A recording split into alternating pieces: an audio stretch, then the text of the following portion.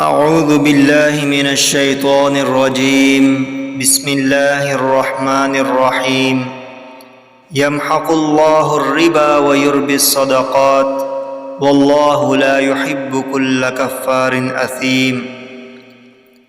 ترجمہ: اللہ تعالی سود کو مٹاتا ہے اور صدقے کو بڑھاتا ہے، اور اللہ تعالی کسی ناشکرے اور گناہگار سے محبت نہیں کرتا۔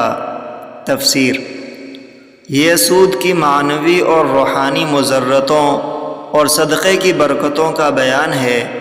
سود میں بظاہر بڑھوتری نظر آتی ہے، لیکن معنوی حساب سے یا مآل یعنی انجام کے اعتبار سے سودی رقم ہلاکت و بربادی ہی کا باعث بنتی ہے۔